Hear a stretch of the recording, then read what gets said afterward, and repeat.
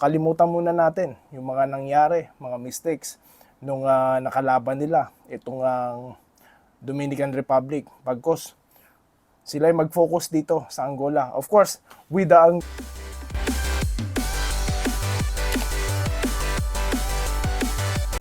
Ayan, so welcome po dito sa Doy TV Sports.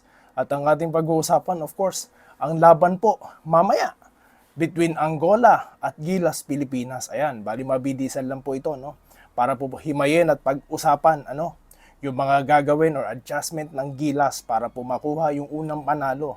Dahil alam naman po natin na tayo po ay natalo sa huling laban sa Dominican Republic. Ayan, so marami tayo naging review with the Dominican Republic, pero ngayon laban na against Angola. Well, sinasabi po nila na ang Angola daw ay underdog sa laban na ito. Pero para sa akin hindi pa rin, no? So ito po ang dapat na anuhin ng Gilas, no? Siguraduhin matalo. So kalimutan muna natin yung mga nangyari, mga mistakes nung nakalaban nila itong Dominican Republic. Pagkos sila ay mag-focus dito sa Angola. Of course, with the Angola, sino ang kanilang aasahan dyan? At sino ba ang talagang kilala dyan na dapat tutukan? Of course, itong si Bruno Fernando. Ayan. Bali siya po ay kasalukuyang NBA player. Siya po ay naglalaro at dinraft ng Atlanta Hawks. 34th overall pick po siya sa second round.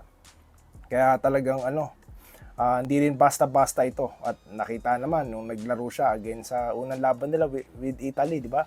Talagang ilalim. Kasi sentro po ang laro nito. Power forward siya, Itong si Bruno Fernando. So sino makakabangga niyo diyan? Of course, yung nagpasiklab, Nung hindi pa banjing-banjing na veterano na si Junmar Fajardo, ayan, the Kraken. Kita niyo naman, so pinatunayan niya when he is healthy. Hindi lang siya basta magaling sa PBA, kundi dito sa FIBA, di ba? Mga the best po sa ilalim, umiscore ng double digit points. At talagang consistent. At siya po ang nakatuwang ni Jordan Clarkson, sa kanilang huling laban, Kaya talagang yan ang aasahan, yung banggaan nila sa ilalim. But of course, hindi po advisable ng one-on-one sa FIBA. Ano lang po dapat dyan? Paminsan-minsan lang pag may pagkakataon. So nakikita nyo naman sa huling laro, kung may pagkakataon, talagang sinasamantala niya. Siya ay naglolopos, at napapasahan sa ilalim, talagang sure ball. Ayan. Yan ang ating The Kraken. Yan ang bangga ang aabangan. Well, puzzled pa, Hindi pa natin alam kung palalaruin dito si Kai Sotto.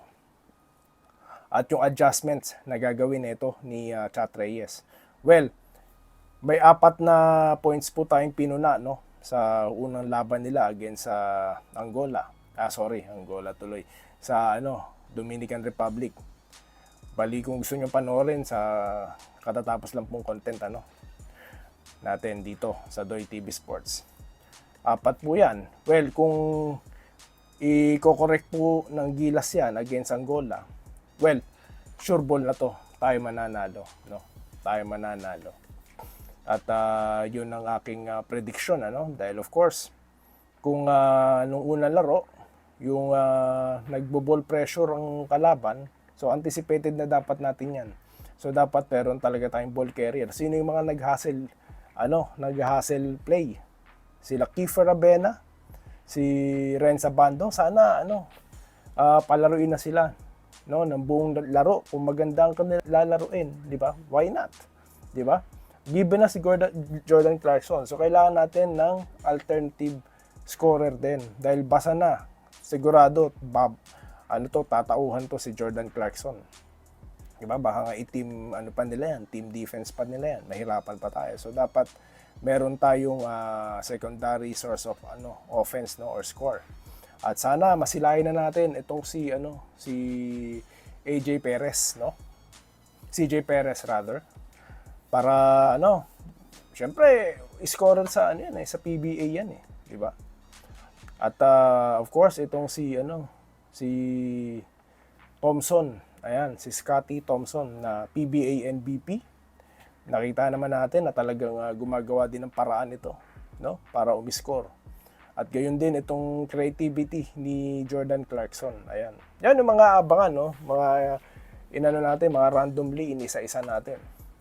Of course, ang Angola malalaki din 'yan, no? At yun nga, pinangungunahan siya ng 6'10", no? Forward center na si Bruno Fernando. Ayan. So, nabanggit natin, makakabangga niya ang malalaki ng Gilas, no? At syempre, babanggitin din natin itong yung malaki din na talagang dumipensa ng malupit dito kay na si Edu, no? Kay Carl Anthony Towns. Yun nga lang, Towns is too much, no, for him or to anybody sa Gilas, no? 20 plus points ang production niya diyan.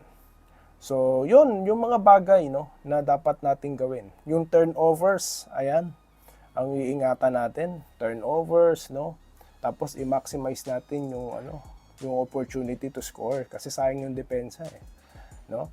At sunod dyan, of course, yung support naman kay Jordan Clarkson.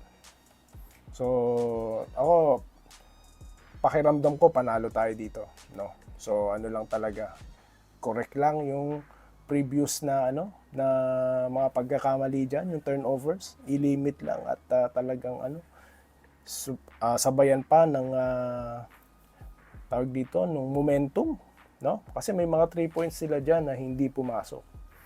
Bali, dapat may counter din tayo dyan, no? Pag nangyari ulit yan, di ba? So, may nakadalawang 3-point shot dyan si Pugoy. So, make it double, no? Dahil for sure, palalaruin niya ni Coach Chat. First 5 niya to, At the rest of the gang, no? Lalo na itong si consistent din na athletic na si Dwight Ramos. Na kita nyo naman kung gaano siya unang umiscore sa Gilas. 100 pa, di ba? So, yan ang mga abangan po natin at bukas po yan or mamaya, no? Makakalaban nila ang Angola, no? At asahan natin ang kanilang panalo para paghandaan naman ang Italia. Ayan, bali after po niyan, meron tayong content, no, right after the game, no, para i-analisa natin yung performance. At yun lamang po ang ating maiksing update sa content na ito. At magkita-kita tayong muli sa susunod na video content dito sa Doy TV Sports at Tugilas, Kai Soto, Jordan Clarkson. Good luck! At go for win, number 1. Go for the win dyan sa game versus Angola. Salamat po sa panonood. Subscribe na para sa mga susunod na basketball at boxing videos.